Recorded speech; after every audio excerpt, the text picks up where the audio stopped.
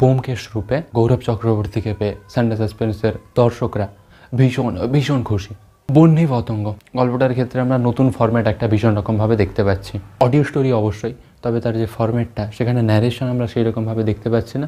সিনেমাতে যেমন হয় বা ওয়েব সিরিজ আকারে যেরকম হয়, একটা করে প্লট হচ্ছে বা একটা করে দৃশ্য হচ্ছে। নাটকের ক্ষেত্রে আমরা দেখি যে একটা দৃশ্য হলো, তারপর একটা আলো পড়ে গেল, আবার একটা নতুন দৃশ্য মঞ্চস্থ হচ্ছে।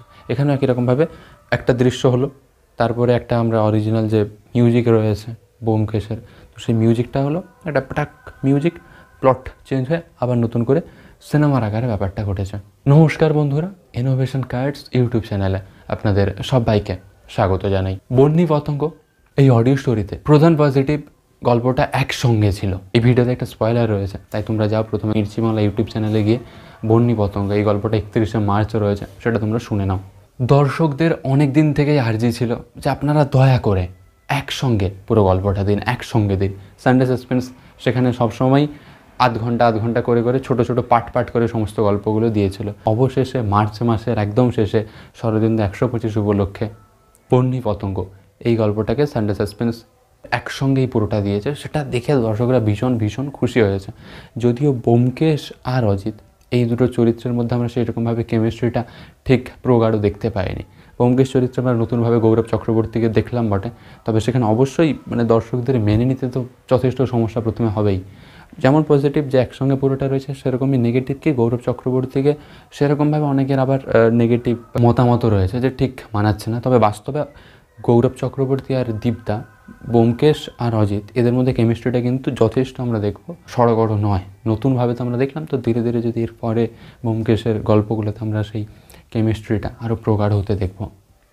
ফরম্যাটটা নতুন ছিল, সেটা লোকের মেনে নিতে একটু সমস্যা ভীষণ রকমভাবে হচ্ছে। অরিজিনাল যে মিউজিক, এখানে কিন্তু অরিজিনাল সেরকম মিউজিক দেয়নি, দুটো মিউজিকের মিক্সচার করে দিয়েছে। অনির্বাণ ভট্টাচার্য তার ওয়েব সিরিজের ক্ষেত্রে যে ব্যোমকেশ বক্সের একটা বিজিএম ছিল সেটা রয়েছে, এবং আরেকটা রয়েছে ডিডি ন্যাশনালে অরিজিৎ কাপুর ব্যোমকেশ চরিত্রে যখন অভিনয় করতো সেখানেও একটা অরিজিনাল মিউজিক ছিল, তো সেই মিউজিকটাও রয়েছে। দুটো মিক্সচার রয়েছে এই অডিও স্টোরির ক্ষেত্রে। মির্চি দ্বীপ অর্থাৎ যে অজিত চরিত্রে অভিনয় করেছে, সানডে সাসপেন্সের একজন অন্যতম সদস্য, তার সব থেকে কাছের ব্যোমকেশ চরিত্রে অভিনয় করা ব্যক্তি অরিজিৎ কাপুর। ইন্টারপ্রিটেশন একটু অন্যরকমভাবে ছিল। অরিজিৎ কাপুর সেই ব্যোমকেশ চরিত্রটা হিন্দিতে করেছে বটে, তবে সে নিজের মতো করে একটা আত্মস্থ করেছে, সেটা দীপদার খুব ভালো লাগে। তো স্বাভাবিকভাবেই সেখান থেকে তো তারা মিউজিক একটা নেবেই, তার একটা ভালোবাসা থাকবেই। চরিত্র প্রচুর ছিল। শঙ্করে প্রসাদ মিত্র, তার অভিনয় বেশ লাগবে, একটা বয়স্ক নায়ক চরিত্রে সে অভিনয় করছে, তো তার মধ্যে একটা ভারিকিত ব্যাপার ছিল এবং তার অভিনয়টা খুবই ভালো লাগবে। গল্পের যে পোস্টারটা কিন্তু অনবদ্য রয়েছে, গল্পের যে প্রধান থিমটা, সেই থিমটা কিন্তু এই পোস্টারই ভালোভাবে দেখতে পাবে তুমি। রতিকান্ত এই চরিত্রে মির্চি নীল, তার অভিনয় বেশ লাগবে। অনেকদিন পরে আমরা নীলকে দেখছি অভিনয় করতে, তো তার অভিনয় কিন্তু খুবই ম্যাচিওর লাগবে। ডাক্তারের চরিত্র জগন্নাথ, সেই চরিত্রে পুষ্পলদা অভিনয় করছে, খুব ভালো অভিনয় করছে। একটা মাতলামি জায়গা রয়েছে, তো সেখানটাতে তার যে অভিনয় এবং তার যে একটা অবাঙালি ভাষা, সেটা খুব ভালোভাবেই কিন্তু পুষ্পলদা অভিনয় করেছে।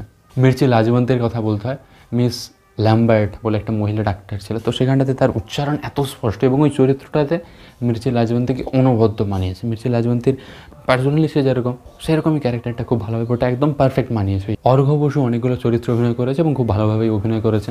অরিজিৎ সেও বেশ ভালো লাগবে তাদের অভিনয়।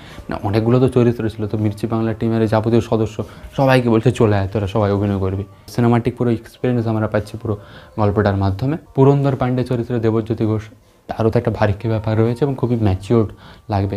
একজন পুলিশ অফিসারের চরিত্রে অভিনয় করছে, তো পুলিশ অফিসার মানেই বুঝতে পারছো যে তার মধ্যে একটা সেই বুদ্ধিদীপ্ত ব্যাপার থাকবে এবং পুলিশের সেই হেড, তো সেই ব্যাপারটা তার মধ্যে আমরা ভীষণ রকমভাবে দেখতে পাচ্ছি। শকুন্তলা এই চরিত্রে রিয়া, তার অভিনয় অনবদ্য লাগবে। একটা গলার মধ্যে একটা আলাদা মায়াবী ব্যাপার আমরা পাচ্ছি তার মধ্যে, যে নায়িকা হওয়ার জন্য যে একটা নায়িকা সুলভ যে কণ্ঠ লাগে, সেটা তার মধ্যে আমরা ভীষণ রকমভাবে রয়েছে। এই গল্পটার ক্ষেত্রে আমরা কিন্তু নাটক সেই ফিলটা ভীষণ রকমভাবে পাচ্ছি, থিয়েটার যারা দেখে কলকাতাতে, তারা কিন্তু খুব ভালোভাবে এই গল্পটা আত্মস্থ করবে, যে এই গল্পটার মধ্যে সে একটা থিয়েটার সুলভ ব্যাপার ভীষণ রকমভাবে ছিল। সাউন্ড ডিজাইনও বেশ ভালো ছিল।